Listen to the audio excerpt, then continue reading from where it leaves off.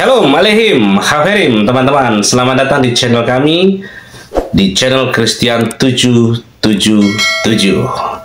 Hari ini kita akan membahas sebuah kisah luar biasa dari kitab Kejadian 45 ayat 7 dan 8 tentang bagaimana Elohim bekerja di balik layar dalam hidup Yosef untuk membawa kebaikan dan keselamatan bagi banyak orang. Yuk, simak sampai selesai, karena ada banyak pelajaran berharga yang bisa kita terapkan dalam hidup kita sehari-hari.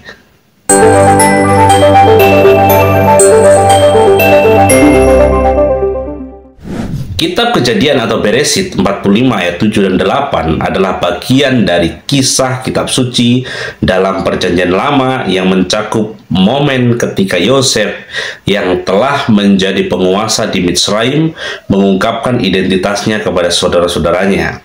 Dalam ayat-ayat ini, Yosef menjelaskan rencana Elohim di balik peristiwa hidupnya.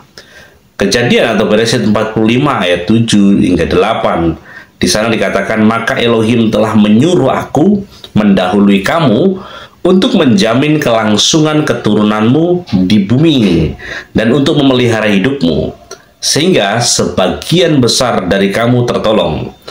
Jadi bukanlah kamu yang menyuruh aku ke sini, tetapi Elohim dialah yang telah menempatkan aku sebagai bapak bagi Firaun atau Paroh dan tuan atas seluruh istananya dan sebagai kuasa atas seluruh tanah Mitsraim atau tanah Mesir. Yang pertama adalah rencana Elohim di balik penderitaan Yosef. Kita melihat hal ini. Ayat ini menunjukkan bahwa Yosef tidak memandang dirinya sebagai korban dari kejahatan saudara-saudaranya. Ingat ini. Justru malah sebaliknya.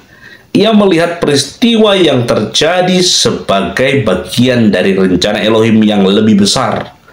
Yosef diutus lebih dahulu ke Mitsraim untuk mempersiapkan penyelamatan keluarganya dari kelaparan. Ini pola pikir Yosef yang luar biasa, yang positif. Dan yang kedua mengenai pengampunan Yosef. Dengan pemahaman ini, Yosef mampu mengampuni saudara-saudaranya. Ia melihat bahwa Elohim menggunakan tindakan buruk mereka untuk membawa kebaikan besar bagi keluarga mereka dan umat manusia. Luar biasa. Kemudian yang ketiga, mengenai kepemimpinan Yosef, di mana Yosef menyebut dirinya sebagai bapak bagi Firaun atau Paroh, yang berarti ia menjadi penasihat utama Firaun, memegang kuasa dan mengatur kebijakan di Mitsraim. Posisi ini memungkinkan Yosef untuk melaksanakan rencana besar daripada Elohim Yahweh. Apa yang menjadi pelajaran di dalam kehidupan kita? Tidak lain tidak bukan bahwa kedaulatan Elohim bekerja melalui segala situasi termasuk penderitaan untuk mencapai tujuannya yang lebih besar. Dan juga ada mengenai pengampunan serta rekonsiliasi. Yosef menunjukkan bagaimana pengampunan dan pemahaman akan rencana Elohim dapat memulihkan hubungan yang rusak, serta adanya kepercayaan pada rencana Elohim. Kita diajak untuk mempercayai Elohim dalam setiap situasi, meskipun sulit dimengerti pada awalnya. Tetapi rencana Elohim adalah rencana terbaik. Jangan kemana-mana. Kita saksikan pengajaran yang mendalam berikut ini dan lebih detail, dan akan memperoleh pengajaran yang akan memperkuat, membangun, memperkokoh iman percaya kita melalui Torah Yahweh. Ya, jadi kita sudah sampai di level yang time travel yang ke-38, saudara ya. Untuk memahami daftar Elohim, kita harus kembali ke akar pelajaran yang benar dengan sudut pandang Yeshua Mashiach, karena ada kekayaan yang luar biasa di dalamnya. Di luar sana sangat terbatas dan miskin.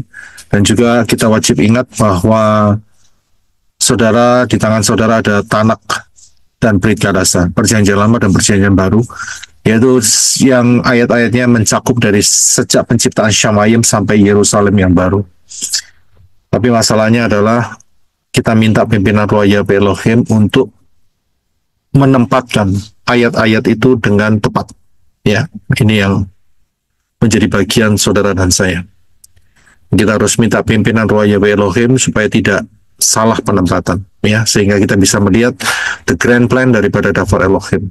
Dan pengajaran time travel melintasi waktu adalah pengajaran yang akan melengkapi saudara sekalian, ya, untuk menggali Davar Elohim dan memahami case by case, kasus per kasus, membongkar roh-roh jahat jenis apa saja yang bersembunyi dan menguasai manusia, sehingga saudara dan saya sebagai manusia-manusia Elohim berkemenangan sampai saat Harpaso.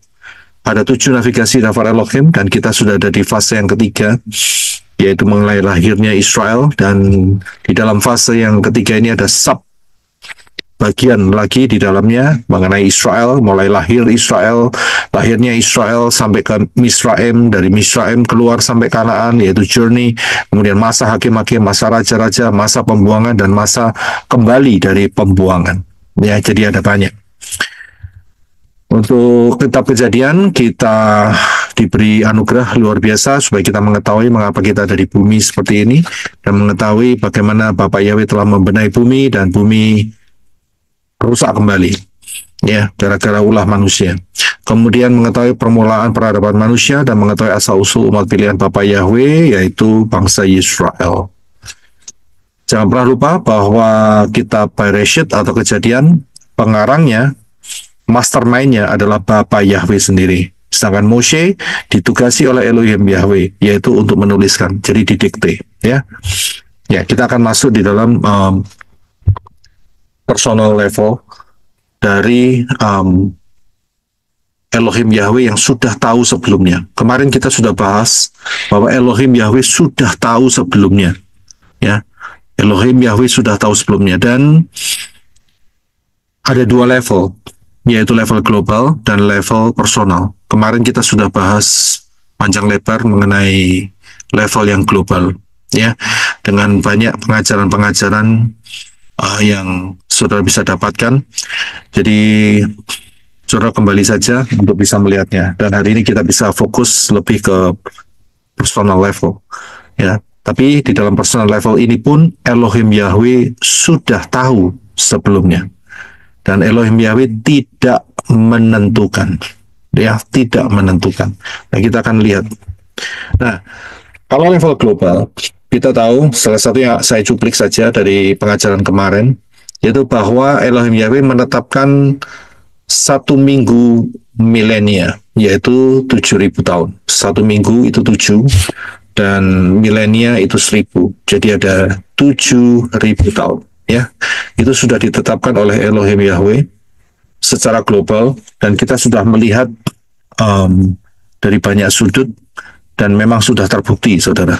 Ya, sudah sangat-sangat terbukti dari kitab Bereshit, dari kitab Yehezkiel, dari kapan kedatangan Yeshua HaMashiach yang pertama, ya, itu sudah sangat-sangat jelas sekali.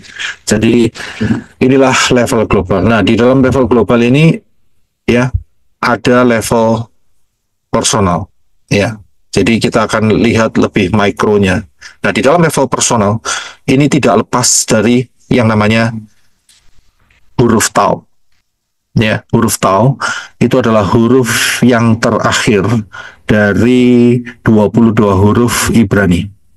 Dan huruf Tau ini gematrianya adalah, angka gematrianya adalah 400, dan piktografnya, gambarnya adalah 2 ranting yang bersilang, yang mempunyai makna bahwa harus ada agreement atau kesepakatan, ya, kesepakatan antara 2 orang, dan juga merupakan titik temu dari pusat kesepakatan itu. Ada titik temunya, ada masanya. Ya, ini adalah filosofinya dari huruf Tav. Ya, jadi kita bisa lihat dalam level personal itu ada perjanjian. Ya, ada perjanjian. Nah, perjanjian ini baik orang yang manusia-manusia yang hidup sebelum kematian Yeshua dan sesudah kematian Yeshua, itu harus ada perjanjian. Ya, perjanjian dengan siapa? Ya, pasti dengan perjanjian dengan Elohim Yahweh.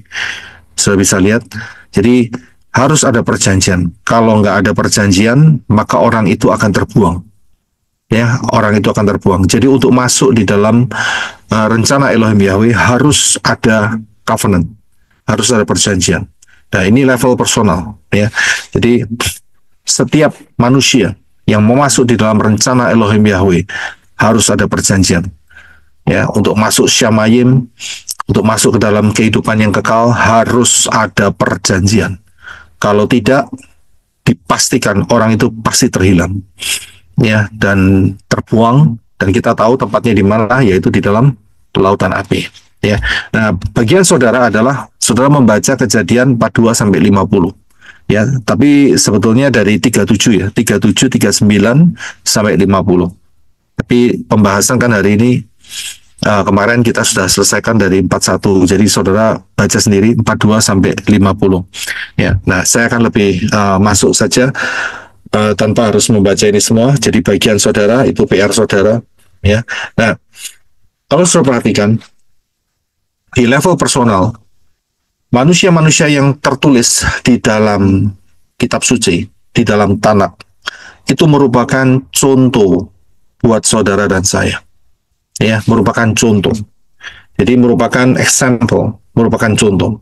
Nah, kalau kita lihat dari peristiwa Yosef, ya, dari peristiwa Yosef yang tertulis, dan saya cuplik saja langsung, yaitu Kejadian 45 ayat 7 dan 8. Ya, karena itu tugas saudara ya, baca 42 sampai 58 fatsal. Jadi saya nggak baca semuanya hari ini. Silakan Brother Henok untuk bisa membaca 2 ayat ini. Terima kasih. Kejadian 45 ayat 7. Dan Elohim mengirim aku mendahului kamu untuk memelihara keturunan Israel di negeri ini, dan untuk menyediakan penghidupan bagimu melalui penyelamatan besar. 8. Maka sekarang bukan kamu yang menyuruh aku ke sini, melainkan Elohim, dan dia telah menempatkan aku sebagai bapa bagi Firaun dan tuan atas seluruh isi rumahnya, serta penguasa atas seluruh tanah Mesir. Ya, terima kasih. Peristiwa ini terjadi setelah daripada masa kelaparan yang mulai 2 tahun, dan kemudian saudara-saudara Yosef itu mencari, ya, mencari makanan, yaitu mau membeli gandum dan sebagainya, ya, di Mesir, di Misraim, ya, di Misraim. Dan saudara bisa lihat di Kejadian 42, 43, 44. Ya, kemudian ya saudara tahu sejarahnya di mana Yosef mengenali mereka, tapi mereka tidak mengenali Yosef. Ya, singkat cerita, saudara tahu ceritanya bahwa Yosef minta adiknya yaitu Benyamin untuk dibawa. Ya, kalau tidak, salah satu dari mereka dipenjara.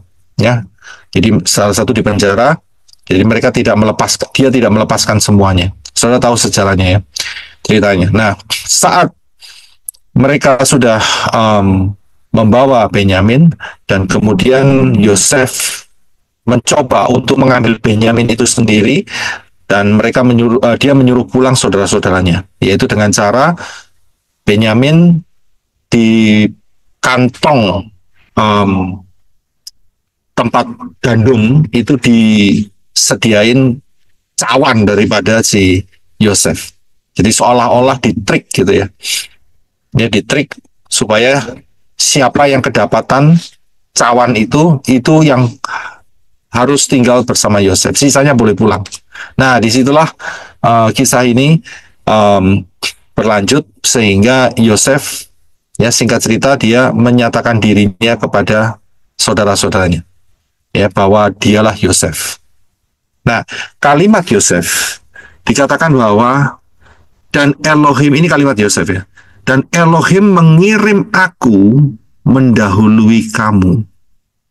Sudah bisa lihat bagaimana positif thinkingnya daripada Yosef.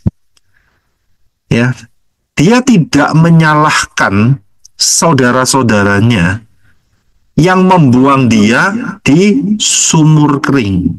Saya bisa lihat. Ya. Dikatakan ayat 8, maka sekarang bukan kamu yang menyuruh aku ke sini. Itu bukan soal menyuruh. Saudara tahu kejadiannya. Dia dibuang. Dia dibuang di sumur kering dan kemudian dijual. Sudah bisa lihat. Tapi pemikiran Yosef itu positif sekali. Dia berkata, Elohim yang mengirim aku dengan cara yang sebetulnya itu ekstrim sekali. Sudah dibenci, dibuang, kan itu pertamanya kan kita tahu kan, gara-gara mimpi. Ya kan? Tapi perkataan Yosef terhadap saudara-saudaranya, dia tahu persis proses ini. Dan dia berkata bahwa Elohim mengirim aku mendahului kamu. Ya, pasti ya, saya yakin saudara-saudaranya akan paham bahwa peristiwa pembuangan adiknya ya yang dibuang dan kemudian jubahnya dikoyakkan dan kemudian disembelihkan domba untuk memanipulasi reportnya kepada Yakov. Ya, saya yakin mereka ingat akan hal itu. Tetapi perkataan Yosef itu positif. Ya, dia tidak membebani itu kepada saudara-saudaranya. Ya, dan ini sangat luar biasa. Ini menjadi satu pelajaran. Ya, satu pelajaran. Dia bisa melihat hal-hal yang negatif itu ternyata tangan Elohim Yahweh ada di atas Yosef dan itu membuatnya sesuatu yang baik adanya. Ya, jadi ini yang kita bisa pelajari. Karena apa? Karena Yosef pegang yang namanya covenant. Saudara masih ingat di dalam pengajaran-pengajaran yang sebelumnya di mana Yosef itu mengkritisi saudara-saudaranya. Dia melaporkan kejahatan saudara-saudaranya kepada ayahnya Yakov. Kita sudah tahu mengapa, ya, itu di pengajaran yang lalu. Dan di situ kita bisa melihat bahwa Yosef ini dia pegang yang namanya perjanjian. Perjanjian dengan Elohim itu dia pegang betul-betul. Dan itulah yang menolong dia untuk tetap berpaut kepada Elohim Yahweh sehingga apapun yang dikerjakan itu berhasil. Tangan Elohim Yahweh ada di dalam hidup daripada Yosef. Dia ditingkatkan dari level satu keluarga, ditingkatkan menjadi level penjara yang memanage banyak orang, dan kemudian ditingkatkan lagi levelnya menjadi level kerajaan. Sudah bisa lihat, dan dia bisa mengatasi itu semua pada usia 30 tahun. Dia bisa betul-betul memanage, betul-betul mengatur sedemikian rupa. Ya, bahkan bukan cuma kerajaan, termasuk istananya Firaun diatur juga sama dia. Bayangin, saudara. Ya, bayangin itu kalau nggak tangan Elohim Yahweh yang ada di atas dia, tidak mungkin. Nah, kalau kita lihat lebih panjang lagi, saya berikan ayatnya, yaitu di dalam Kejadian 50 ayat 14-21, di mana saudara-saudara Yosef itu masih menyimpan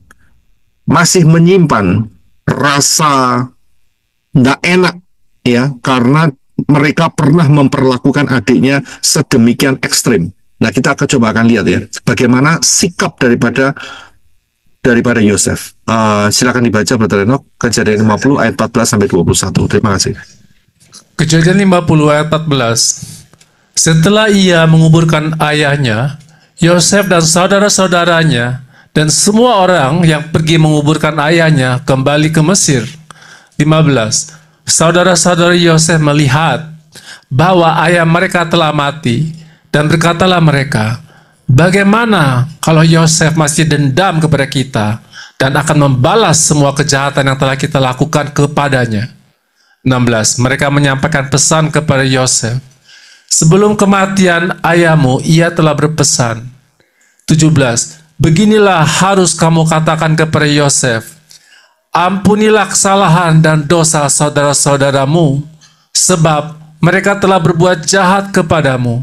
Maka sekarang ampunilah kesalahan kami, karena kami adalah hamba-hamba Elohim ayahmu. Lalu menangislah Yosef ketika mereka menyampaikan hal itu kepadanya. 18. Saudara-saudaranya pun datang dan tersungkur di hadapannya. Lalu mereka berkata, kami ini hamba-hambamu. 19. Maka berkata Yosef kepada mereka, janganlah takut, sebab aku inikah pengganti Elohim. 20. Meskipun kamu telah merencanakan kejahatan terhadap aku, tetapi Elohim telah merencanakannya untuk mendatangkan kebaikan. Semuanya ini terjadi dengan maksud memelihara kehidupan suatu bangsa yang besar. 21. Jadi janganlah kamu takut.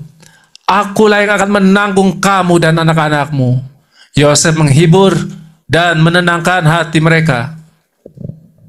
Iya, terima kasih. So bisa lihat konsisten daripada hati Yosef. Sampai ayahnya meninggal itu masih ada sekian puluh tahun. Ya, saat dia ketemu dengan Yakov, dan kemudian masa kelaparan itu berakhir, dan masih ada sekian tahun.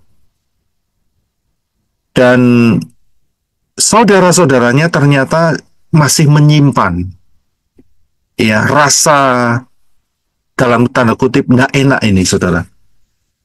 Ya, sehingga saat kematiannya ayahnya, mereka mencoba untuk melunakkan hati Yosef. Tapi buat Yosef sendiri, dia sudah tidak mempunyai yang namanya dendam.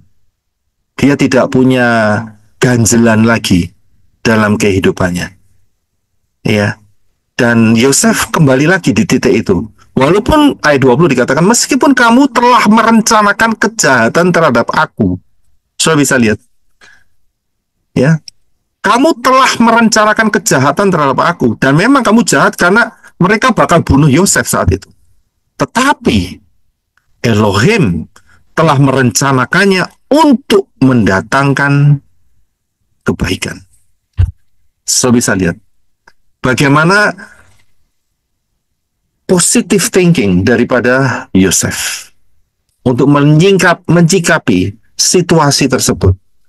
Dia tidak istilahnya itu mencoba untuk mengambil keuntungan dari saudara-saudaranya, tidak. Ya, ini satu sikap yang sangat luar biasa. Nah, inilah yang sebetulnya yang pernah saya katakan bahwa di dalam peristiwa Yosef itu ada 3 faktor. Yang pertama adalah faktor sejarah, yang kedua adalah faktor karakter, dan kemudian yang ketiga adalah faktor prophecy. Saya bisa lihat, jadi ada 3. Dan disinilah kita bisa melihat faktor characters yang kita bisa pelajari. Ya, nah ini penting sekali karena ini berhubungan dengan covenant.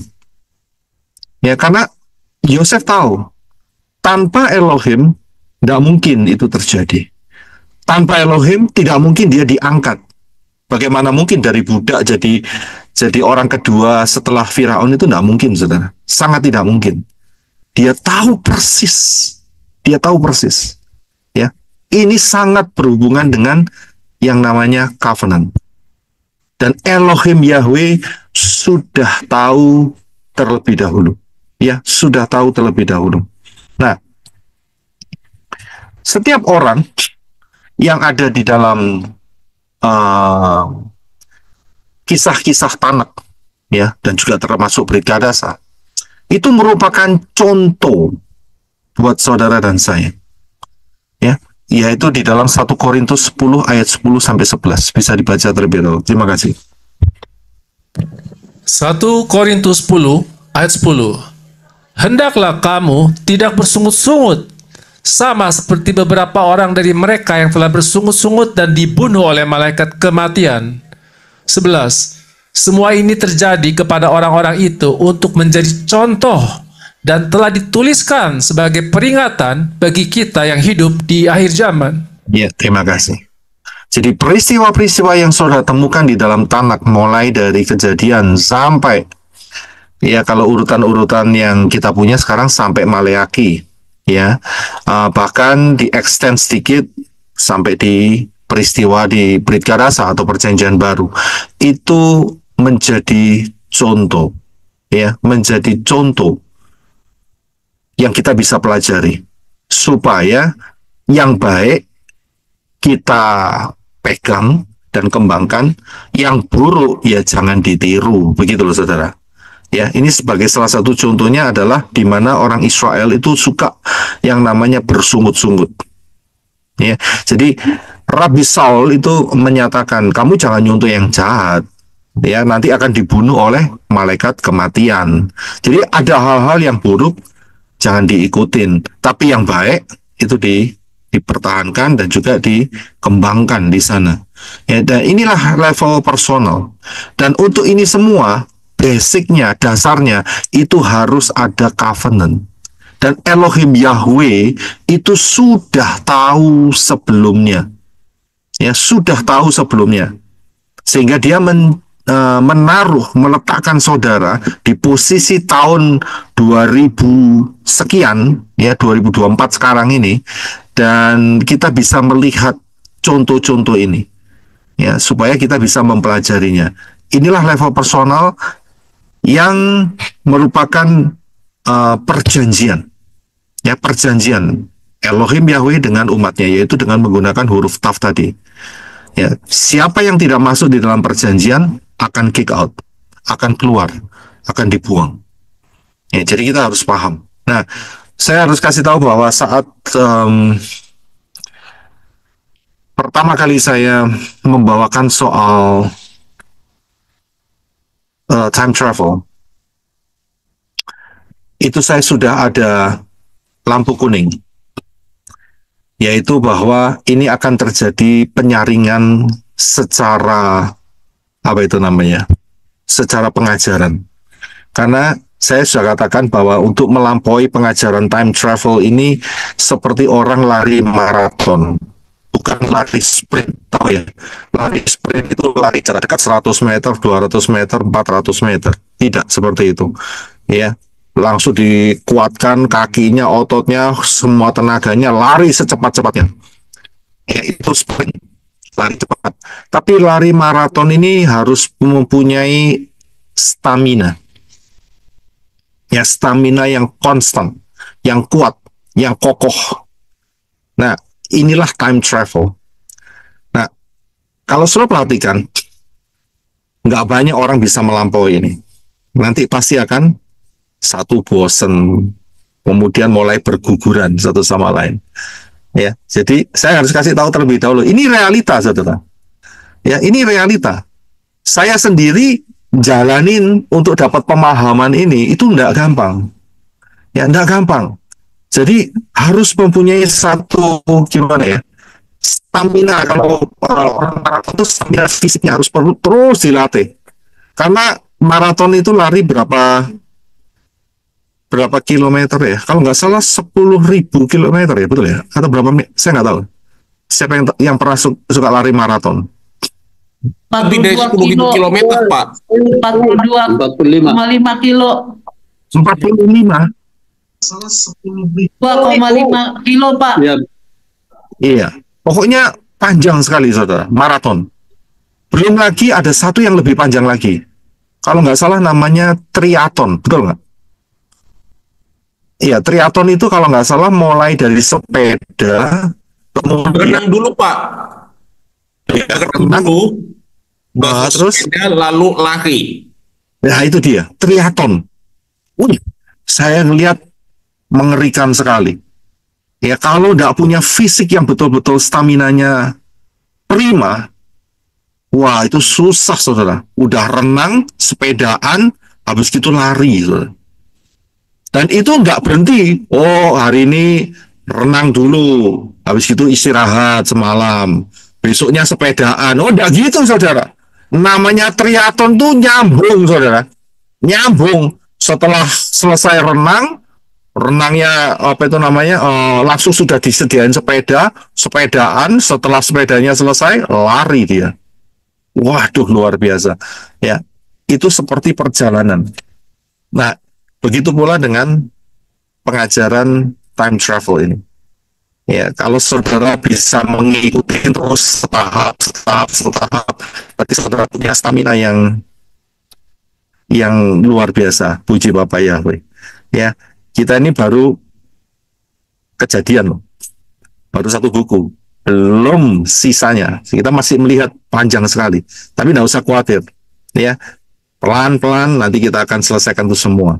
Nah, Elohim Yahweh sudah tahu terlebih dahulu siapa yang tahan, siapa yang gugur. Ini kritikal sekali. Kritikal sekali. Dia sudah tahu terlebih dahulu. Dia tidak menentukan, tapi dia sudah tahu terlebih dahulu.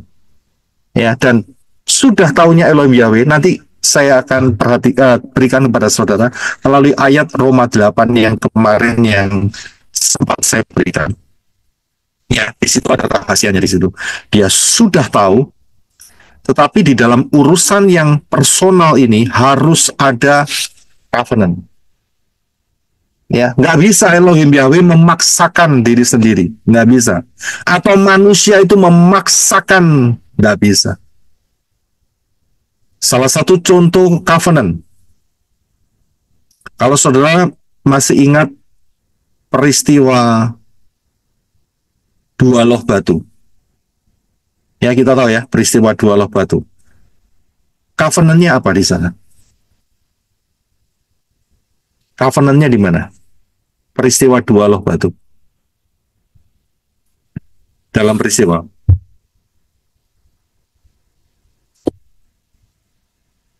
Covenant-nya ada di mana? Kisah covenant-nya. Saudara paham kan? Turunnya Torah, Pak. Ya memang turunnya Torah. Tapi kan ada prosesnya. Betul kan? Prosesnya apa yang pertama? Prosesnya adalah Moshe disuruh naik ke Gunung Sinai. Betul kan? Oke, sampai di Gunung Sinai dia puasa kan? 40 hari, 40 malam. Terus kemudian setelah itu, apa yang dia dapat? Apa yang dia dapat? Dapat Elohim itu 10 hukum. Dua loh batu. Dua loh batu. Ya, dua loh batu. Saat dia mendapatkan dua loh batu, ada covenant tidak? Ada covenant tidak? Ada, Pak. Ada, Pak. Ada, Pak. Tidak ada. Tidak ada covenant. Karena itu saat dia turun, ada peristiwa apa? Iya. Patung lembu emas. Patung lembu emas. Nasib daripada dua loh batu itu apa hasilnya? Dihancurkan. Hancur, Pak. Dihancurkan, Pak. Karena saya mau tanya, saat Moshe pertama kali naik ke atas, siapa yang nyediain loh batunya? Bapak Yahweh. Apa Yahweh? Bapak Yahweh. Siapa yang nulis? Bapak Yahweh. Bapak Yahweh. Bapak Yahweh, Pak. tangan Ada Yahweh. unsur manusia tidak? Tidak. Tidak ada. Karena itu dua loh batu itu hancur. Iya. Saya bisa lihat. Setelah hancur, Elohim Yahweh menginstruksikan lagi, naik lagi kamu. Tapi naik, kamu jangan tangan kosong. Kamu harus menyediakan dua loh batunya. Bantu. Iya. Betul kan? Moshe yang natah itu, tak batu ditatain, saudara. Setelah jadi, dia naik ke atas, yang nulis siapa? Bapak Yahweh. Bapak Yahweh. Berarti di sini ada dua faktor. Manusia yang mengerjakan batunya dan Elohim Yahweh yang menuliskan. Saya bisa lihat. Hasilnya apa? Dua loh batu itu gimana hasilnya? Tersimpan. Terpelihara, Pak. Terpelihara, tersimpan di dalam kotak tabut Tabut Janjian. Tabut perjanjian. hari ini sampai selamanya. Saya bisa lihat. Yang pertama itu tidak ada covenant. Elohim Yahweh itu memaksakan. Betul kan? Apa jadinya? Bubar, hancur. Ya, banyak tidak perhatian di sini. Tapi saat ada covenant, manusia harus ada bagian yang manusia kerjakan. Dan Elohim Yahweh mengerjakan bagiannya. Baru terpelihara. Dan kekal. Saya bisa lihat. Jadi ada covenant. Nah, level covenant ini adalah level personal, sir. Kalau sudah ngomong personal, itu berarti ngomong soal manusia-manusia. Dan manusia-manusia itu punya banyak perbedaan. Banyak perbedaan. Karena itu, level daripada personal ini, ya, nah ini dia saudara. Banyak yang kita bisa pelajari. Ya, ini tidak lengkap saudara. Ini tidak lengkap. Dari Adam, Hawa, itu saya nggak masukkan. Belum lagi si Kain, Habel, nggak masuk. Tahu-tahu saya masukkan Henok, Noah, Ham, Nimrod, Abraham, Sarah. Ini manusia-manusia, rentetan manusia. Ada yang punya covenant dan ada yang tidak ada covenant. Saya bisa lihat, nantinya yang tidak ada covenant itu akan tersingkirkan.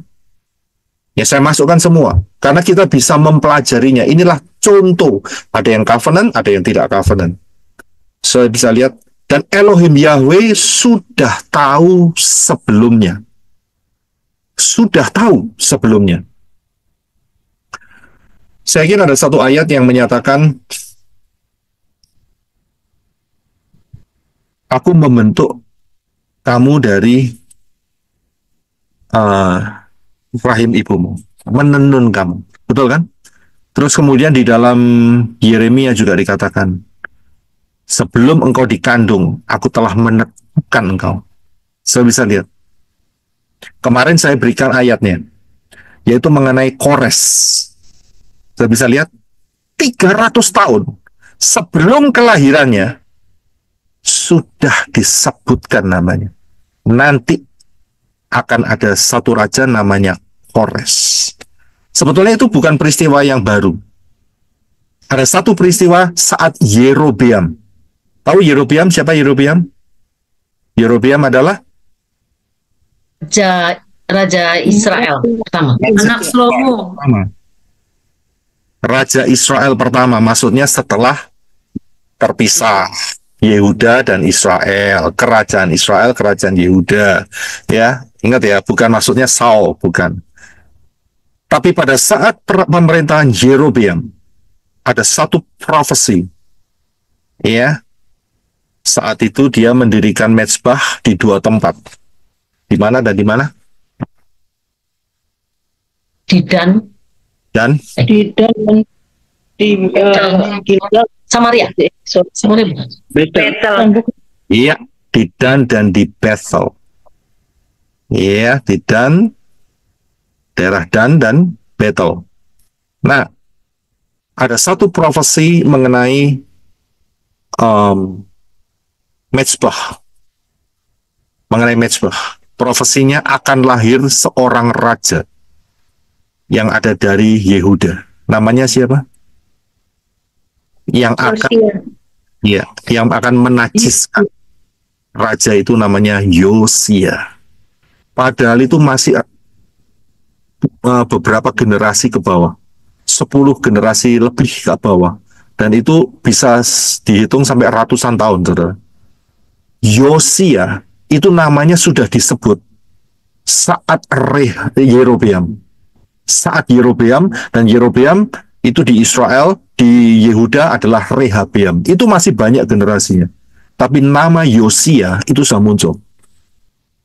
Lah kok bisa tahu?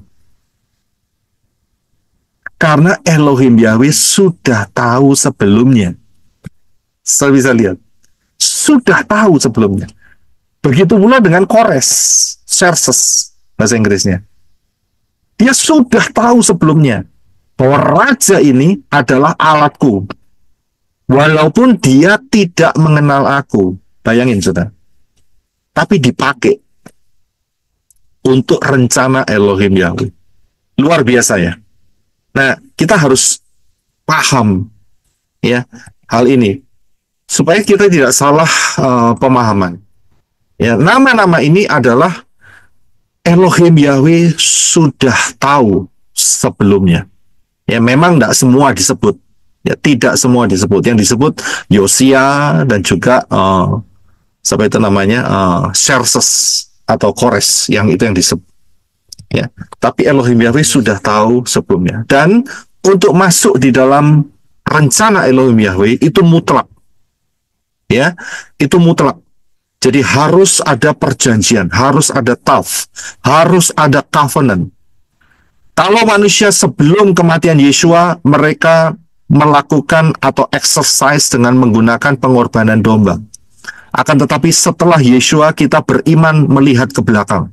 Kita tidak perlu lagi dan memang tidak diizinkan untuk menyembelih domba atau kambing atau lembu sebagai pengorbanan. Tidak diizinkan lagi. Karena apa? Karena sudah diselesaikan oleh Yeshua HaMashiach. Ya, harus ada perjanjian. Nah, pertanyaannya seperti ini. Apakah Elohim Yahweh itu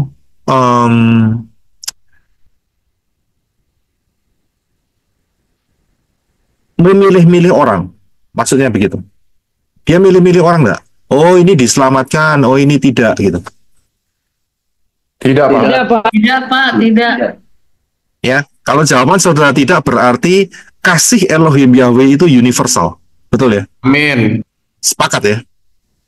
Sepakat. Sepakat ya? Jadi kasih Elohim Yahweh itu tidak milih-milih. Oh, kamu golongan yang aku tentukan masuk neraka, seperti itu. Kalau kamu golongan, ya nanti kamu masuk surga, begitu. Ya, ternyata tidak demikian. Kasih Elohim Yahweh itu universal. Saya berikan ayatnya terlebih dahulu. Akan tetapi, di satu sisi Elohim Yahweh sudah tahu terlebih dahulu. Ini yang harus kita perhatikan baik-baik. Ya, sudah tahu terlebih dahulu. Ini rahasia levelnya lebih dalam daripada yang mengatakan, oh Tuhan itu menentukan ini masuk neraka, ini masuk surga, seperti itu. Tidak seperti itu. Saya akan berikan ayat-ayatnya terlebih dahulu. Yaitu di dalam, yang pertama adalah di dalam Matius 5 ayat 45. Silakan Brother Reno. Matius 5 ayat 45. Supaya kamu dapat menjadi anak-anak Bapamu yang di Syamaim, sebab Dia menerbitkan mataharinya bagi orang yang jahat dan orang yang baik, dan Dia menurunkan hujan bagi orang yang benar dan orang yang tidak benar. Ya, terima kasih. Saudara bisa lihat ayat itu. Yeshua sendiri yang menyatakan bahwa Bapamu yang di Syamaim, yaitu Yahweh, nggak pilih-pilih. Oh, nek kamu orang baik, kamu tak kasih hujan. Nek orang kamu jahat, tak kasih kering. Sehingga ladangnya tidak menghasilkan. Oh, tidak demikian. Dia rata. Dia kasih semua. Begitu kebaikan Elohim Yahweh, kemurahan hati Elohim Yahweh, kasih Elohim Yahweh itu universal. Seluruhnya. Saya bisa lihat. Jadi tidak dibedakan. Ya. Nah, kemudian ayat yang berikutnya adalah yang membuktikan bahwa kasih Elohim Yahweh itu universal adalah di dalam Yehezkiel 33 ayat 11. Silakan Brother Reno. Yehezkiel 33 ayat 11. Katakanlah kepada mereka, demi aku yang hidup, beginilah firman Tuhan Yahweh, aku tidak berkenan atas kematian orang jahat, kecuali orang jahat itu berbalik dari jalannya supaya hidup. Berbaliklah dari kelakuanmu yang jahat.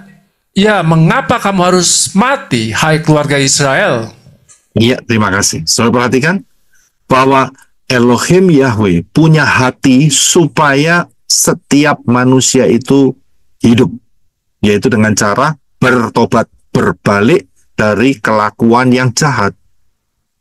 Aku tidak berkenan atas kematian orang jahat. Dia tidak berkenan loh. Dia rindu supaya setiap orang itu diselamatkan.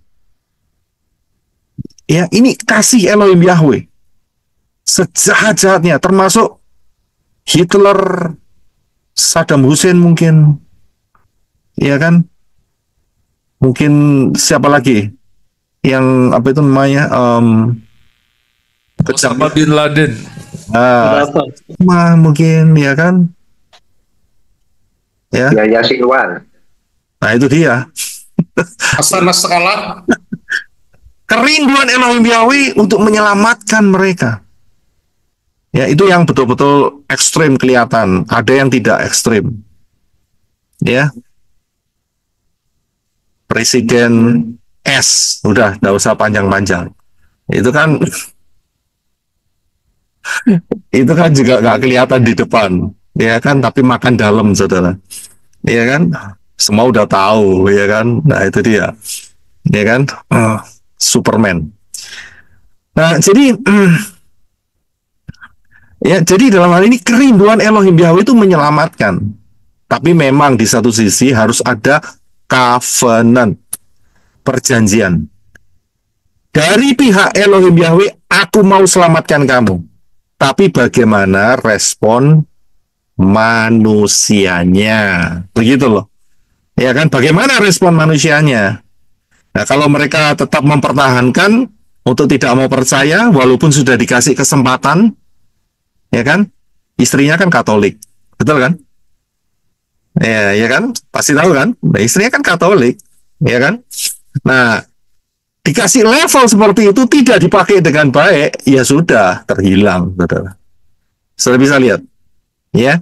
Jadi Elohim Yahweh itu berusaha dengan segala cara, ya, untuk bisa menyelamatkan, tapi yaitu dia harus ada covenant, harus ada path. Harus ada perjanjian, ya, harus ada perjanjian. Nah, kalau manusia tidak mau buat perjanjian, ya nggak selamat, saudara, nggak selamat, ya. Saudara bisa lihat, ya, saudara bisa paham.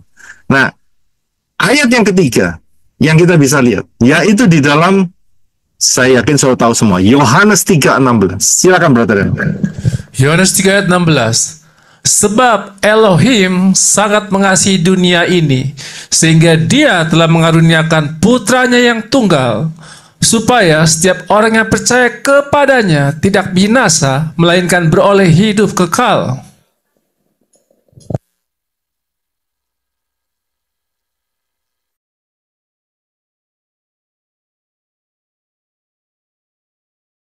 Suaranya hilang, Pak. Suaranya hilang. Suaranya Pak. Ya, terima kasih. Ya, terima kasih. Diingatkan, coba Anda kebablasan. Terus. Ya, jadi saya bisa lihat dalam Yohanes 3:16 dikatakan bahwa Elohim Yahweh membuka luas sekali. Siapa yang mau percaya kepada anakku? Anak di sini bukan berarti Elohim Yahweh punya anak, beranak begitu. Tidak, saudara. Yaitu dia sendiri turun ke dunia dalam rupa manusia, yaitu yang disebut anak, gitu loh. Istilah saja. Ya kan? Saudara pegang kunci, ya, apakah kunci beranak? Tidak, tapi adakah anak kunci? Ada. Nah, gitu loh, saudara. Ada kan anak kunci, ya kan? Yang rumahnya saudara punya tangga, dan tangganya apakah beranak sehingga saudara nanti bisa tiba-tiba punya tangga sendiri, anaknya beranak gitu, beranak cucu, ya, anak tangga, anak tangga, tapi kan bukan berarti tangganya beranak seperti itu. Jadi saudara bisa memahami, siapapun yang mau beriman, selamat, saudara. Ini kasih Elohim Yahweh yang universal. Tapi ingat, di satu sisi ada yang namanya covenant, standar covenant yang ditetapkan oleh Elohim Yahweh. Saya bisa lihat, nah, standar ini yang harus dipenuhi, minimum yang harus dipenuhi. Ya, nah, kita akan lihat ayatnya, yaitu di dalam yang kita bahas kemarin.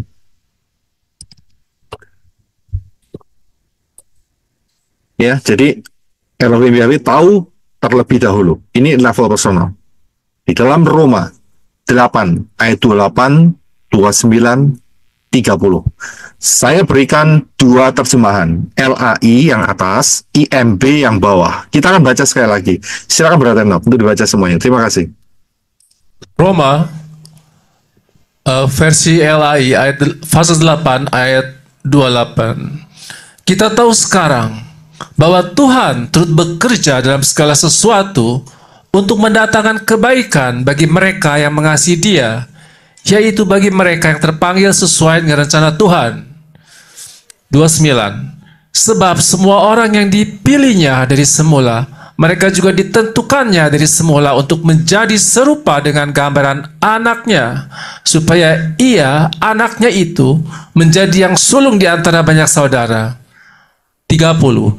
Dan mereka yang ditentukannya dari semula, mereka itu juga dipanggilnya, dan mereka yang dipanggilnya, mereka itu juga dibenarkannya, dan mereka yang dibenarkannya, mereka itu juga dimuliakannya. Roma pasal 8 versi IMB ayat 28. Kita tahu bahwa segala sesuatu bekerja bersama-sama untuk kebaikan bagi mereka yang mengasihi Elohim, yaitu bagi mereka yang terpanggil sesuai dengan rencananya. 29. Karena mereka yang telah dikenalnya dari semula juga telah ditetapkannya dari semula untuk menjadi serupa dengan gambaran putranya, sehingga dia menjadi yang sulung di antara banyak saudara. 30. Dan mereka yang telah ditetapkannya dari semula, mereka juga dipanggilnya. Dan mereka yang dipanggilnya, mereka juga dibenarkannya. Dan mereka yang dibenarkannya, mereka juga dimuliakannya. Iya, terima kasih. Kalau saudara lihat, dulu kita tidak punya IMB. Dulu kita tidak punya ILT3. Kita patokannya selalu LAI. Nah, disinilah terjadi kerancuan. Karena kalau kita lihat di LAI, saya share sedikit ya, dikatakan bahwa ayat yang ke-29, sebab semua orang yang dipilihnya. Oh, berarti Elohim Yahweh itu milih-milih gitu. Betul kan? Oh, ini dipilih untuk diselamatkan, ini dipilih untuk tidak diselamatkan. Kejebaknya di situ. Saya dulu waktu belum punya terjemahan yang lain, taunya cuma LAI, ya bingung saudara. Wah, kalau gitulah ada orang-orang yang ditentukan untuk dibinasakan. Atau orang-orang yang ditentukan untuk diselamatkan. Karena dipilih. Ini dipilih. Pilih kasih. Nah, itu bisa pilih kasih. Ya. Jadi ini bagian yang akan aku selamatkan, ini bagian yang tidak aku selamatkan. Seperti itu. Dan begitu saya bertumbuh, puji Bapak Yahweh kenal sedikit Inggris. Tapi belum terlalu dalam. Nah, dari situ mulai sedikit terbuka tapi nggak jelas. Nah, berjalannya waktu, muncul ILT3, terus kemudian lebih lengkap lagi, ya IMB dan sebagainya. Nah, di sini kita bisa melihat bahwa penggunaan kata yang salah, wah ini mengacaukan sekali, saudara. Sangat mengacaukan sekali. Ya. Nah, kita akan lihat kalau ILT3 itu menggunakan kata dipilih, tapi di dalam IMB dan juga ILT3, LAI maksudnya, di dalam LAI menggunakan kata dipilih, dalam IMB dan ILT3 menggunakan kata dikenal. Dalam bahasa Inggrisnya itu menggunakan foreknow atau knew before, yang artinya tahu sebelumnya. Ya, tahu sebelumnya. Jadi kata dikenal, ya, itu maknanya adalah tahu sebelumnya. Jadi ayatnya itu sebenarnya bicara seperti ini. Karena mereka yang telah tahu sebelumnya di Elohim Yahweh sudah tahu sebelumnya dari semula. Jadi dia sudah tahu, bukan dipilih. Ya, bukan dipilih. Jadi Elohim Yahweh sudah tahu sebelumnya. Itu beda dengan orang yang dipilih. Ya. Jadi kita harus paham supaya kita tidak tersesat di sana. Elohim Yahweh sudah tahu sebelumnya. Itu dari sisi Elohim Yahweh. Tapi dari sisi manusia, biasanya nggak tahu. Betul? Saya kasih gambarnya. Dari sisi Elohim Yahweh, ini ada sekumpulan orang, ya. Elohim Yahweh itu tahu siapa saja yang akan meresponi dia. Elohim Yahweh tahu terlebih dahulu. Dia sudah tahu terlebih dahulu. Mana-mana dari sekelompok orang di dunia ini yang akan meresponi dia. Tapi untuk manusia, ya tidak tahu, saudara. Saya bisa lihat. Tapi Elohim Yahweh sudah tahu orang-orang mana yang kalau dikasih kesempatan, dia akan merespon. Tapi ada masanya. Masanya nggak semua sama. Masanya beda-beda. Karena itu huruf taf tadi kan dua ranting yang bersilang. Titik tengah itu adalah titik temu. Waktu. Titik temu. Kapan orang itu? Nggak semua saudara dan saya sama waktunya. Nah, semua sama tahun 2021 gara-gara COVID kemudian ngumpul semua di sini. Enggak, saudara. Sebelumnya saudara juga ada yang sudah percaya menerima kebenaran mengenai nama Yahweh. Saya bisa lihat. Tapi ada yang belum. Ada yang baru terlepas dari pengertian mengenai kata Allah dan kata Yahweh. Jadi nggak sama waktunya. Mungkin ada yang 10 tahun yang lalu, atau 15 tahun yang lalu, atau baru saja 4-5 bulan yang lalu. Baru saja. Jadi timingnya beda-beda, saudara. Di sisi Elohim Yahweh sudah tahu. Mana-mana saja yang dia tahu. Dan saat yang tepat dia dikasih kesempatan. Tapi untuk manusia, ya mana saya tahu. Saya bisa lihat, saya nggak tahu sejarah saudara. Saya nggak tahu sejarahnya Brother Daniel misalnya, atau Pak Yokanan, atau Ibu Budiarti, ya kan? Atau siapa saja yang ada di sini. Saya nggak tahu sejarah saudara. Lawang ketemu saja tidak, ketemunya cuma lewat screen ini aja, ya kan? Salaman senggolan aja nggak pernah, ya toh? Apalagi ngopi bareng, ya kan? Jadi nggak pernah, ya kan? Ketemunya cuma lewat screen layar monitor ini aja, saudara. Itu sisi manusiawi, nggak bisa tahu. Tapi sisi Elohim Yahweh, dia maha tahu. Saya bisa lihat. Karena itu mudah sekali. Dengan mengatakan, oh, anak yang dikandung kamu, itu adalah dua bangsa yang akan muncul dari dalamnya. Yang muda, yang kecil akan menguasai yang besar. Elohim Yahweh bisa ngomong seperti itu. Saya bisa lihat, itu mengenai Esau dan Yakov. Dan kemudian Elohim Yahweh juga bisa mengatakan, nanti akan ada raja namanya Yosia. Gampang. Padahal masih ratusan tahun. Karena dia udah tahu sebelumnya. Elohim Yahweh mengatakan, oh nanti sudahnya Medo Persia, Yunani akan menguasai.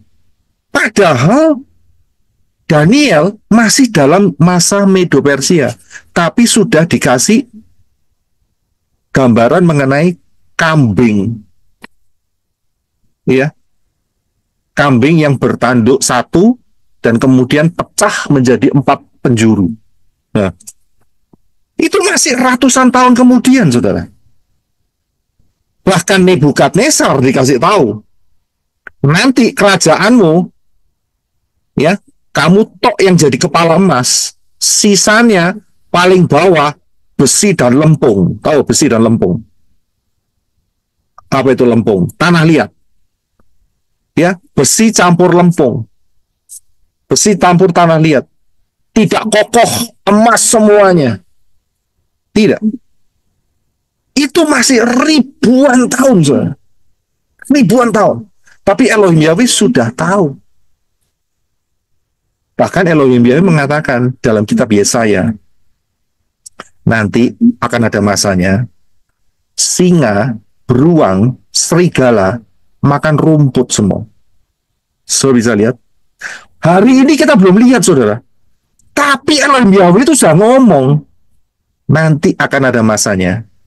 Ya, yang namanya binatang piaraan itu adalah kobra, serigala, beruang, itu biasa. Anak kecil, anak penyusu akan bermain-main di liang ular berbisa. Itu kan ada di dalam Yesaya kan? Kalau dihitung mulai hari ini, itu 2800 tahun yang lalu, saudara. 2800 tahun yang lalu. Hari ini kita belum mengalami, tapi Elohim Yahweh sudah ngomong. Saya bisa lihat, karena dia udah tahu terlebih dahulu. Saya bisa lihat. Nah, masalahnya kan itu secara global. Nah, kita mau secara personal buat saudara dan saya. Betul kan? Berarti bukan satu kebetulan, saudara dan saya dilahirkan di antara tahun 1900 sampai 2000-an. Coba bayangin, saudara. Saudara dilahirkan, ya, kira-kira zaman 1500 tahun yang lalu misalnya seperti itu. Waduh, saya bilang mengerikan. Ya, mengerikan. Mau kemana-mana harus pakai kuda, nyiapin onta, betul kan? Habis gitu baunya ndak karu-karuan. Ya kan? Nah, kalau panas kepanasan, kalau dingin kedinginan. Saudara gimana sekarang? Naik kereta api AC. Wow. Ya kan? Pakai tiketnya ekstra, dapat makan lagi, jalan lagi datang makan. Ya kan? Kalau jaraknya jauh, terbang naik pesawat terbang. Enak kan? Saudara bisa lihat. Tapi kan nggak ada itu zaman dulu. Dan puji Bapak Yahweh, kalau kita, saudara dan saya ditempatkan di sini, Elohim Yahweh tahu persis saatnya kapan saudara akan meresponi. Saudara bisa lihat. Nah, kita kembali ke ayat. Ya, kita kembali ayat. Jadi, Elohim Yahweh sudah tahu sebelumnya. Tetapi masalahnya, kita manusia tidak tahu. Ya, kita tidak tahu. Kita hanya menerka, meraba-raba saja. Tapi Elohim Yahweh sudah tahu secara persis. Nah, kalau saudara perhatikan, ya, ayat yang di dalam, kita kembali lagi ya, ke dalam Roma 8, 28, 29, dan 30. Ya, dikatakan, sebab ayat 29 terutama, ya, saya bacakan dari IMB, saya ikutin saja. Karena mereka yang telah dikenalnya, maksudnya dikenalnya ini adalah tahu sebelumnya dari semula ditetapkan. Jadi juga telah ditetapkannya dari semula untuk menjadi serupa dengan gambaran putranya. Sehingga dia menjadi yang sulung di antara banyak saudara. Jadi secara mudah itu seperti ini, saudara. Lihat gambar ini. Elohim Yahweh tahu siapa-siapa saja yang akan meresponi. Dan siapa-siapa saja yang meresponi ini ditetapkan untuk menjadi serupa dengan gambaran putranya, yaitu Yeshua. Saudara bisa lihat? Tidak ditetapkan menjadi gambaran seperti malaikat, tidak ditetapkan menjadi gambaran seperti kerubim atau serafim, tidak. Tetapi ditetapkan serupa dengan gambar anaknya. Saya bisa lihat, persis seperti saat di dalam Kejadian 1. Marilah kita menciptakan manusia segambar dan serupa dengan kita. Saudara bisa lihat. Jadi ini planning ini, rencana ini, itu sebelum manusia jatuh dalam dosa. Yang namanya porsi manusia, ya, planningnya adalah dijadikan segambar dan serupa dengan Elohim. Saudara bisa lihat.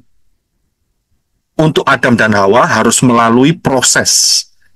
Ronde pertama belum selesai, TKO dulu, knockout, geletak dulu, ya, terjungkal di sana. Seandainya tidak, tetap prosesnya akan satu kali nanti menjadi manusia di dalam tubuh kemuliaan, seperti anaknya, yaitu Yeshua. Saya bisa lihat. Jadi ini planningnya di sana. Elohim Yahweh tahu terlebih dahulu siapa-siapa saja. Nah, orang yang meresponi itu nasibnya cuma satu. Nasibnya cuma satu. Yang meresponi akan ditetapkan menjadi serupa dengan anaknya. Nggak ditetapkan untuk menjadi serupa dengan yang lain. Tidak. Karena tujuannya semua jadi seperti Yeshua, saudara. Ya, jadi paham ya ayat itu ya. Nah, jadi jangan sampai berpikiran, oh kalau gitu ditetapkan selamat atau tidak. Enggak ngomong itu, saudara. Ya, jadi saudara bisa melihat. Jadi misalnya ibu yang baju merah ini nih, dan kemudian ibu yang baju putih, kemudian ada bapak-bapak warna hijau ini biru, warna hijau, ya, dan kemudian di atas sana yang paling atas itu ada bapak rambutnya putih warna biru bajunya. Hanya ini yang meresponi. 4 orang ini yang meresponi itu ditetapkan untuk menjadi serupa dengan gambar putranya, yaitu Yeshua yang mengenakan tubuh kemuliaan. Karena Yeshua akan menjadi yang sulung. Sudah bisa lihat? Dia yang sulung, Yeshua yang sulung, sedangkan yang ibu baju merah ini, ibu baju putih, bapak baju hijau, dan bapak baju biru itu adalah saudara-saudaranya. Ngerti maksudnya?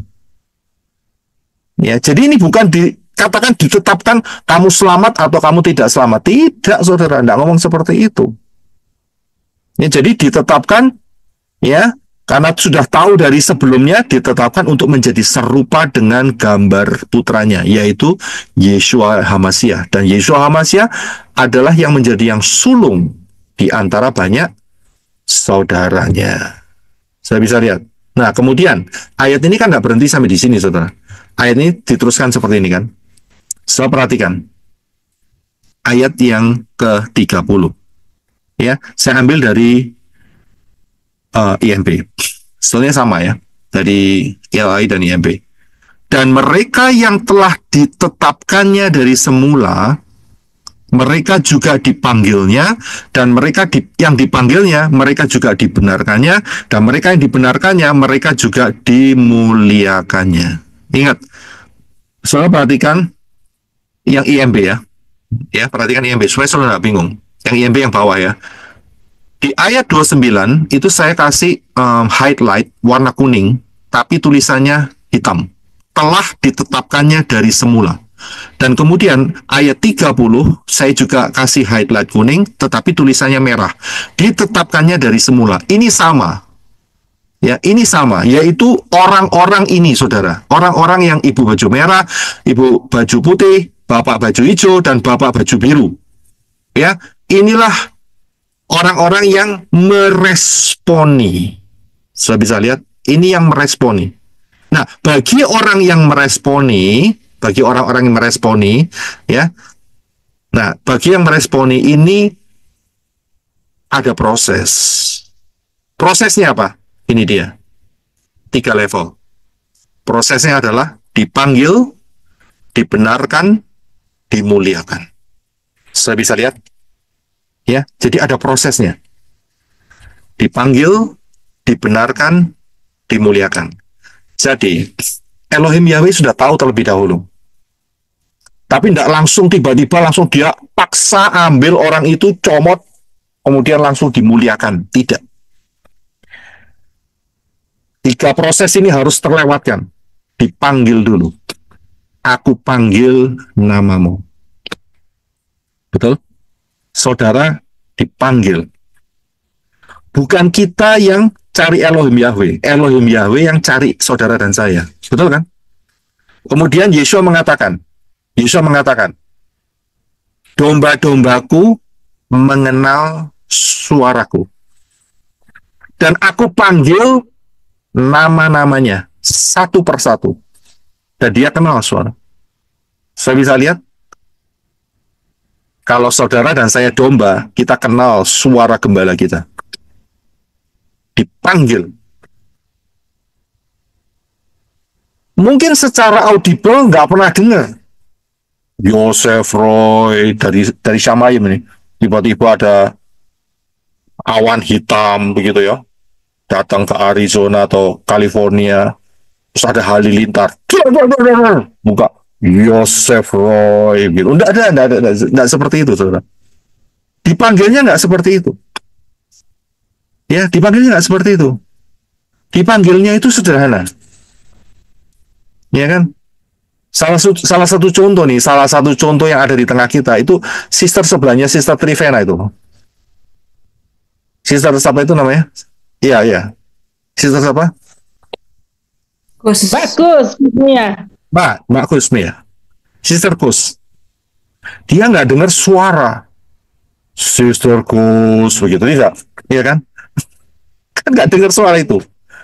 Tapi bagaimana tiba-tiba dia mengatakan, saya percaya.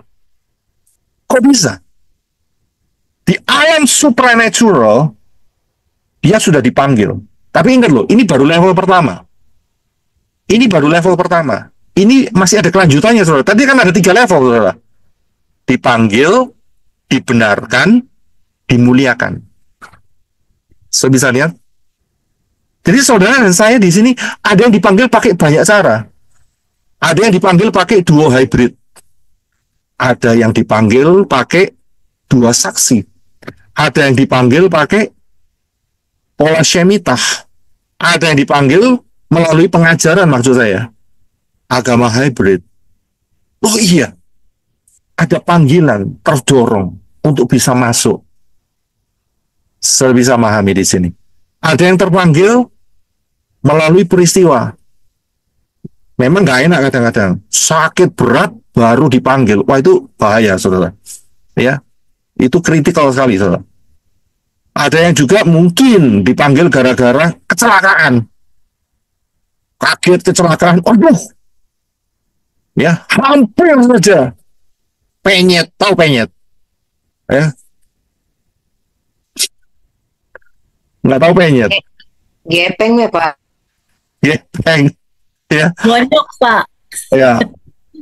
Ya tahu penyet ya. Waduh, mobilnya penyet begitu ya. Apa itu? Nyok. Bukan penyok, penyok mah kecil. Penyet. Ya. Itu bahasa Gepeng itu Pak. Wah, gepeng. Tapi terselamatkan. Rata aspal Pak. Ya, rata tanah begitu loh. Ya, tapi nggak sampai rata. Ya kan, kalau rata kan habis ceritanya. Waduh, baru ingat. Iya ya. Hampir saja pindah ruang begitu ya. Baru sadar. Ada yang dikasih mimpi. Itu panggilan itu. Betul kan? Saya pernah nyatakan satu ayat minggu lalu kalau nggak salah. Di dalam Amsal. Hikmat itu diserukan di mana? Tembok-tembok. Betul kan? Hikmat berseru-seru di mana? Di lapangan-lapangan. Hikmat berseru-seru di mana? Di jalan-jalan. So bisa lihat. Itu bisa bicara, saudara. Kalau anak-anak ini tidak mengucapkan hosana, yang berbicara siapa? Batu. Bicara. Bayangin, saudara. Batu berbicara. Terus kemudian anaknya Potifar, usia 11 bulan, berbicara. Gak aneh, gampang. Walau ngomong keledai aja bicara. Keledai saja bicara kok. Di hadapan Bapak Yahweh itu gak sulit. Jadi jangan dibatasin. Oh, kalau Bapak Yahweh manggil itu harus ada suara keluar dari tembok begitu. Ya, tidak. Tidak demikian. Saya bisa lihat. Orang-orang yang dipanggil ini kemudian melalui proses 3 level. Pertama dipanggil. Elohim Yahweh sudah tahu terlebih dahulu. Oh, ini bakal meresponi. Oke, baik, kalau gitu tak panggil. Ya, tapi ingat, semua harus ada dasar valve. Kalau orang itu tidak mau, lewat. Hilang kesempatannya. Kemudian, setelah dipanggil, dibenarkan. Sudah bisa lihat. Setelah dipanggil, orang itu dibenarkan. Ya, dibenarkan. Dan kemudian, dikasih tahu jalannya. Kamu sudah tak panggil. Dikasih kesempatan, dikasih pengertian. Melangkah tidak. Untuk beriman. Percaya, dan kemudian masuk di dalam baptisan. Ya, aku percaya. Baptis dalam nama Yahweh, dalam nama Yeshua HaMashiach, dalam ruah Yahweh Elohim, dibenarkan. Saya bisa lihat. Bukan cuma dipanggil saja. Bukan cuma Elohim Yahweh sudah tahu saja. Dipanggil, tapi dia dibenarkan. Tapi kalau dia berpikir, enggak lah, baptisan kan cuma sekali. Ngapain mesti harus baptis lagi? Lewat.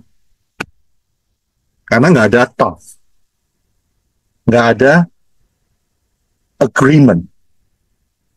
Titiknya sudah tepat, tapi dia menolak. Saya bisa lihat. Itu kesaksiannya Ibu ada Safang tadi, yang satu sister yang disidang dengan keluarganya, sampai diperlakukan dia duduk di tanah, ya kayak disidang gitu ya. model keraton seperti itu. Sebetulnya ini kesempatan untuk memanggil orang tuanya. Betul lah, bisa dilihat kan? Melihat iman daripada sister ini. Itu sebetulnya panggilan. Tapi apa yang terjadi? Ya, untuk sementara ini kisahnya belum selesai. Begitu ya, kisahnya belum selesai. Jadi saya nggak bisa nentuin nih. Ya, saya nggak bisa nentuin. Oh, orang tuanya menolak 100%. Oh, belum tentu, saudara. Siapa tahu? Siapa tahu? Orang tuanya tiba-tiba dikasih mimpi. Yang paling gampang. Oke? Diliatin alam maut. Nah, siapa tahu? Ya kan, kemudian besoknya bisa berkata, iya memang betul. Namanya adalah Yahweh dalam Yeshua HaMashiach. Tolong hubungin saya dengan Pak Yosef Roy untuk minta dibaptis. Nah, bisa jadi kan, saudara? Iya kan, bisa jadi kan? Karena waktunya masih ada, begitu loh. Jadi nggak bisa ditentukan, oh sudah pasti, sudah penolakan ini selesai, seperti itu. Nggak bisa. Ada waktu Elohim. Ada masa Elohim. Saya bisa lihat, nah kembali lagi. Untuk orang-orang yang sudah dibenarkan, level yang terakhir adalah dimuliakan. Saya akan memberikan satu terjemahan, yaitu dari The Message. Saya akan tunjukkan kepada saudara ayat ini, yaitu mengenai Roma 8 ini, dari satu terjemahan, yaitu The Message. Yang bawah. Ya. Ini ayat yang ayat yang ke-29 ya. Dan 30. Ya, ini dari terjemahan The Message. Mungkin Brother Henok bisa langsung baca untuk bahasa Indonesianya. Yang ayat berapa? Nah, yang bagian bawah, Indonesia. Oh ya. Setelah Elohim membuat keputusan tentang seperti apa anak-anaknya, ia menindaklanjutinya dengan memanggil nama mereka. Setelah ia memanggil mereka dengan nama, ia meneguhkan mereka di atas dasar yang kokoh dengan dirinya sendiri. Dan kemudian setelah meneguhkan mereka, dia tinggal bersama mereka sampai akhir dengan penuh kemuliaan menyelesaikan apa yang telah dia mulai. Iya, terima kasih. Ini adalah dalam Roma 8:28, Roma 8 ayat 29 ya, dalam versi The Message. Ya, dia bilang seperti itu. Jadi satu proses. Setelah Elohim melihat keputusan, ya, manusia-manusia yang sudah tahu yang akan mengambil tindakan percaya, kemudian dia menindaklanjuti dengan dipanggil mereka, ya kan, dipanggil dulu kan, dan setelah dipanggil, dia meneguhkan dengan dasar yang kokoh, yaitu dengan kata lain dibenarkan, dan kemudian setelah itu, ya, setelah meneguhkan, membenarkan mereka, Elohim Yahweh dalam Yeshua HaMashiach, dia tinggal bersama mereka untuk finalize yang terakhir, yaitu dengan penuh kemuliaan menyelesaikan apa yang telah dia mulai, yaitu mereka yang telah dibenarkan itu dimuliakan. Saya bisa lihat 3 level ini. Pertamanya Elohim Yahweh sudah tahu. Kemudian setelah itu Elohim Yahweh memanggil. Setelah dipanggil, dia meresponi dengan baik, dibenarkan. Setelah dibenarkan, kemudian dia dampingi. Betul kan? Elohim Yahweh kan, Yesus akan mengatakan, aku tidak meninggalkan kamu seorang diri sebagai yatim piatu. Aku akan menyertai kamu sampai kesudahan zaman. Sudah bisa lihat? Dan Yesus mengatakan, aku akan mengirim penolong yang lain yang akan tinggal dalam hidupmu sampai selama-lamanya. Nah, itu proses, ya, untuk menuju kemuliaan. Saya bisa lihat. Jadi, life is a process. Kalau saya ngomong life is a process, itu berarti hati-hati. Di tengah-tengah proses, kalau tidak dijaga, bisa jatuh tidak? Bisa jatuh. Bisa jatuh. Saya bisa lihat, ini bahaya. Ya, karena itu kita harus tetap berpegang teguh. Nah, perhatikan di dalam Filipi 2 ayat 12. Silakan Brother Enoch. Filipi 2 ayat 12. Oleh karena itu kekasihku, sebagaimana kamu selalu taat, tidak hanya ketika aku hadir, tetapi terlebih lagi ketika aku tidak hadir. Kerjakanlah keselamatan yang telah kamu miliki dengan takut dan gentar. Ya, kerjakanlah keselamatanmu dengan takut dan gentar. Ini proses yang terus harus ada. Kemudian di dalam Yohanes 15 ayat 14. Yohanes 15 ayat 4. Tinggallah di dalam aku, dan aku di dalam kamu, sama seperti ranting tidak dapat menghasilkan buah dari dirinya sendiri jika tidak tinggal di dalam pokok anggur. Demikian pula kamu tidak dapat berbuah jika kamu tidak tinggal di dalam aku. Yang terakhir adalah di dalam Yohanes 14 ayat 23. Yohanes 14 ayat 23. Yeshua menjawab dan berkata kepadanya, jika seseorang mengasihi aku, ia akan memelihara firman-Ku, dan Bapa-Ku akan mengasihinya, dan kami akan datang kepadanya dan akan membuat tempat tinggal bersamanya. Ya, terima kasih. Ayat yang terakhir itu menyatakan bahwa Yeshua mewakili manusia. Saya bisa lihat, dan ini cara proses supaya saudara masuk terus dimuliakan. Karena saudara sudah, Elohim Yahweh sudah tahu terlebih dahulu siapa yang akan meresponi.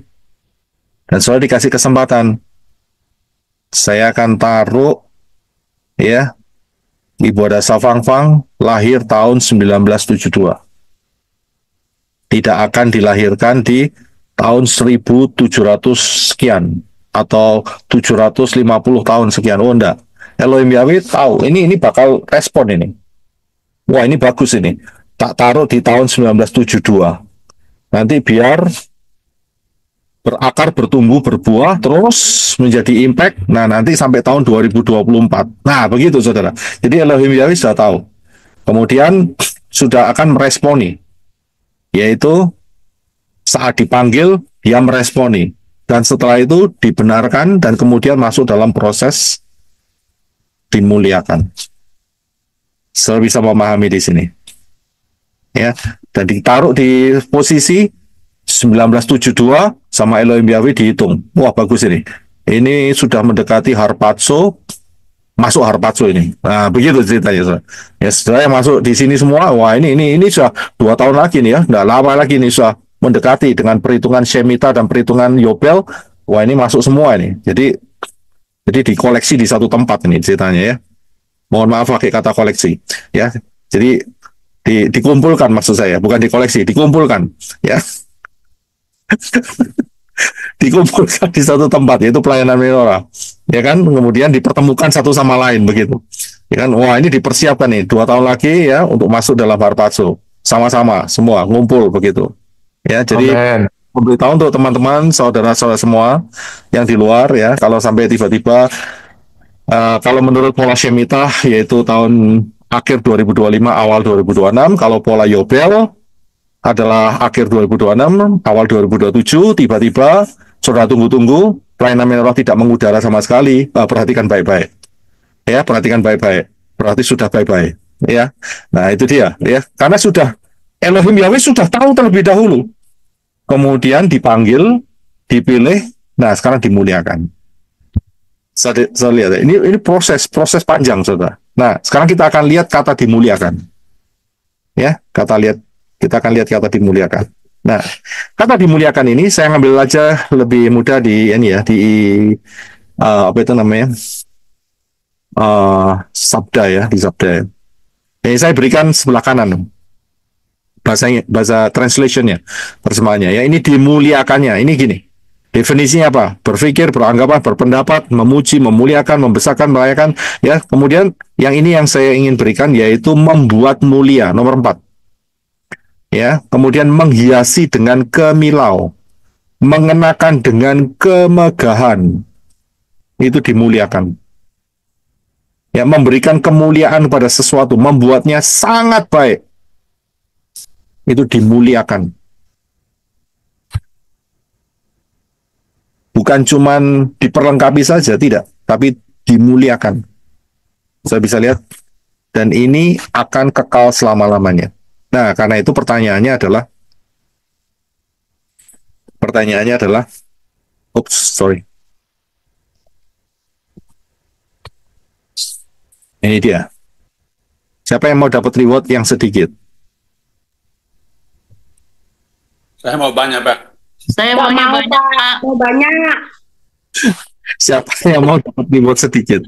Ini kan soal kemuliaan, saudara. Iya kan? Ini kan soal kemuliaan. Siapa yang mau dapat rewardnya sedikit? Kan boleh pilih. Oh, saya mau banyak, saya mau sedikit. Ini kan boleh-boleh saja. Ya kan, itu kan hak saudara. Betul kan? Nah, karena itu saya Prosesnya, Pak. serahkan kepada saudara, tergantung pilihan saudara masing-masing. Mau dapat banyak atau sedikit, itu terserah saudara. Dan ini akan berdampak kekal sampai selama-lamanya. Ya, sampai selama-lamanya. Nah, kalau kepingin dapat yang tetap, yang baik, yang bagus, yang kekal, yang banyak, ya saudara ikutin cara Elohim Yahweh. Ya, saya berikan ayatnya, yaitu di dalam Lukas 6 ayat 10 bagian A dan Matius 25 ayat 21. Silakan Brother Renal. Lukas 16 ayat 10a. Siapa yang setia dalam hal yang kecil, ia pun setia dalam hal yang besar. Matius 25 ayat 21. Kata tuannya kepadanya, bagus sekali hai hamba yang baik dan setia. Atas perkara kecil engkau telah setia, maka aku akan mempercayakan kepadamu perkara yang besar. Masuklah ke dalam sukacita Tuanmu. Iya, terima kasih. Sudah bisa lihat? Jadi mulai dari hal yang di sekitar saudara. Apa yang Elohim Yahweh percayakan sekarang dalam hidup saudara. Kerjakan dengan baik di hadapan Elohim Yahweh. Sudah bisa lihat? Ya. Kalau belum terjadi apa-apa, apa yang ada di tangan saudara? Kerjakan dengan baik. Ya, seperti peristiwa Elisa dengan seorang janda yang ditinggal mati suaminya dan anak-anaknya akan diambil sebagai budak. Masih ingat peristiwa itu? Elisa nggak tanya, kamu nggak punya ini ya, nggak punya itu ya? Enggak. Elisa tanya, apa yang ada padamu? Dan dia berkata, saya cuma punya 1 buli-buli minyak. Betul kan? Dan kemudian Elisa mengatakan, baik, kumpulkan jerigen-jerigen. Nah, itu dia. Ya, apa itu jerigen? Ya. Itu bahasa Ya, galon itu, Pak, galon. kumpulkan. Kemudian tutup pintu, kumpulkan, kemudian tuang. Betul kan? Apa yang terjadi? Itu buli-buli cuma segini, saudara. Begitu dituang, ngalir nggak habis-habis. Ya, ngalir nggak habis-habis. Dan apa yang terjadi? Semua tempat penuh. Sampai ibunya tanya, ada lagi nggak? Habis tempatnya. Ya sudah, begitu dia ngomong habis, stop ya. So, bisa lihat. Tahu gitu ngambilnya jangan jerigen. Betul kan? Truk tangki sekalian diambil, betul kan? Mestinya kan gitu. Aduh, mengapa kok cuma ngambil jerigen kecil-kecil, buli-buli begitu aja? Truk tangki aja sekalian, betul kan? Iya, tapi kan saat itu nggak ada truk tangki, tapi siapa tahu punya yang besar sekali gitu kan? Tahu gitu, ya gitu kan. Tapi ya bagaimana lagi? Ya, jatahnya cuma segitu, imannya cuma segitu. Apa yang ada padamu sekarang? Apa yang Elohim Yahweh percayakan dalam hidup? Saya bisa lihat, kalau bukan panggilannya jangan melangkah ke sono, sudah gitu aja. Ya. Apa yang menjadi panggilan saudara sekarang? Apa yang di sekitar saudara? Ya, salah satu contoh yang ekstrem yang sister tadi itu, yang diadili ala keraton tadi. Ya, dia mempertahankan imannya di situ supaya keluarganya dapat diselamatkan. Stay di sana. Sampai Elohim Yahweh mengatakan kamu pindah. Begitu loh. Kalau belum ada tanda-tanda, tetap aja stay. Tetaplah berbuah di sana. Tetaplah, dia kan mengatakan, sister mengatakan akan melayani orang tuanya dengan baik sehingga dia menjadi berkat. Kalau tidak ada perubahan dari Elohim Yahweh, jangan berubah. Lakukan saja. Disitulah titik di mana Elohim Yahweh tahu sebelumnya kamu akan menerima kemuliaan yang luar biasa. Tenang saja. Saudara bisa lihat? Ya toh, saudara dan saya kan sudah ada di dalam tangan Yesua. Paling buruk apa sih? Paling buruk. Paling buruk apa? Berangkat. Betul kan? Itu kan paling buruk. Ya kan? Tapi kan biasanya nggak seperti itulah. Ya, perlindungan Bapak Yahweh luar biasa. Ya, kita dipelihara sampai harpazo. Kita yang berangkat nanti. Ya kan? Karena kita sudah ada di dalam tangan Yesua. Dan tidak ada satu orang pun yang dapat merebut saudara dan saya dari tangan Yesua. Tidak ada. Ini tough. Ini perjanjian. Saya bisa lihat. Ya, jadi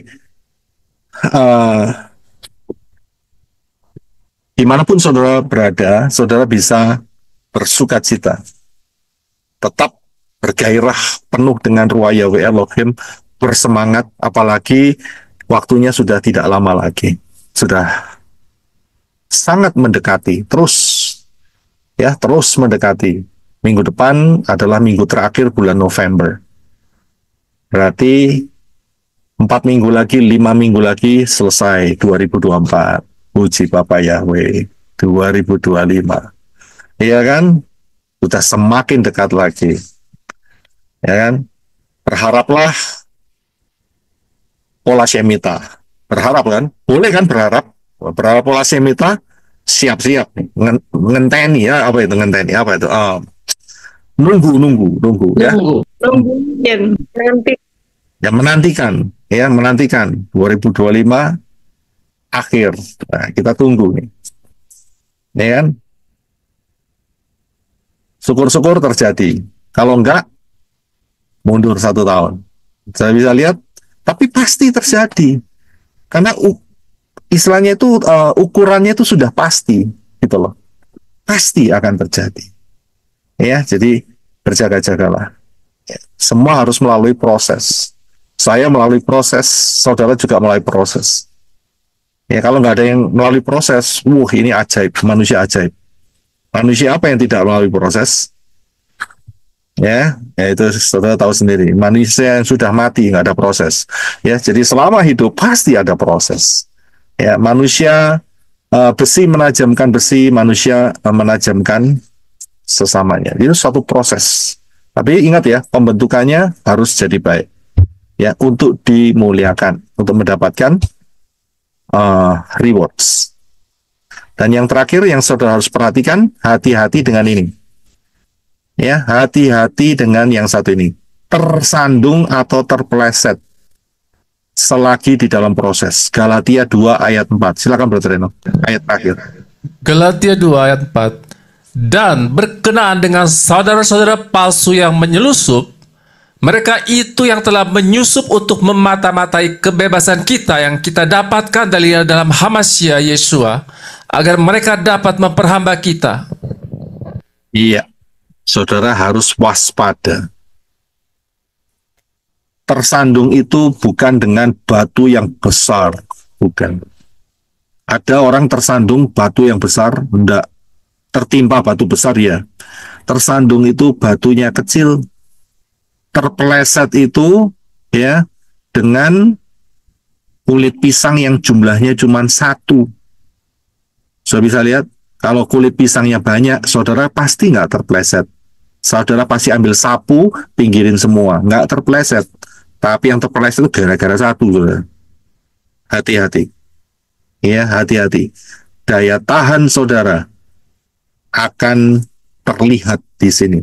Di dalam time travel, daya tahan saudara akan terlihat dan juga menghadapi perjalanan sehari-hari. Apa yang paling sulit di dalam kehidupan Yosef? Saya sudah kasih tahu sama saudara, yaitu keseharian. Ini sulit. Ya, dia tidak melihat ke depan. Dia tidak dikasih tahu Elohim Yahweh nanti kamu akan dipanggil oleh Firaun. Firaun akan kasih mimpinya dia seperti ini, seperti itu. Tidak. Nanti setelah itu kamu akan dapat istri Asnat, ya, Imam Dion, orang yang terhormat, iya kan? Saya yakin ini bukan perempuan biasa, ini kan perempuan anaknya pejabat, saudara.